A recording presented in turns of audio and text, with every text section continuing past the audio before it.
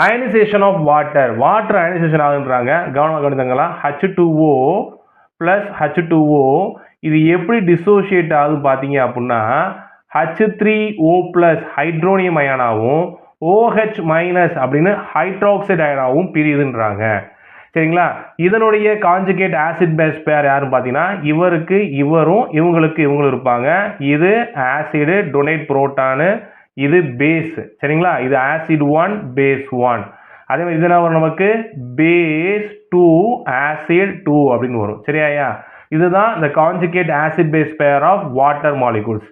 So இங்கே என்ன எழுதணும் அப்படின்னா இதுக்கு கான்ஸ்டன்ட் ஈக்குலிபிரியம் கான்ஸ்டன்ட் எழுதுவோம். K இஸ் ஈக்குவல் டு என்ன எழுதுவோம் நம்ம product concentrate divide by reactant concentrate போவோம். ப்ராடக்ட் யார் இருக்கான்னு பாருங்க.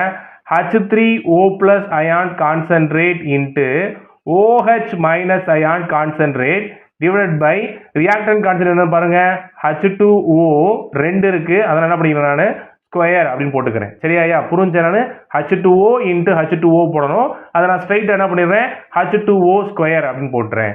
நமக்கு என்ன தெரியும் அப்படின்னா பியூர் வாட்டருடைய கான்சன்ட்ரேஷன் வேல்யூ வந்து என்ன அப்படின்னா 1. இந்த H2O ஸ்கொயருடைய வேல்யூ வந்து 1. ஏன்னா இந்த கான்சன்ட்ரேஷன் ஆஃப் பியூர் வாட்டருடைய வேல்யூ 1.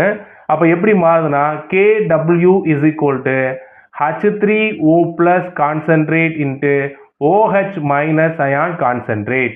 என்ன சார் KW போட்டீங்க அப்படின்னா KW வந்து என்னன்னா அயானிக் ப்ராடக்ட் கான்ஸ்டன்ட் அப்படின்னு சொல்லுவாங்க. சொன்ன விஷயம் புரிஞ்சா? ஸோ இப்படி தான் வாட்டர் என்ன ஆகுது அப்படின்னா அயனைசேஷன் ஆகுது.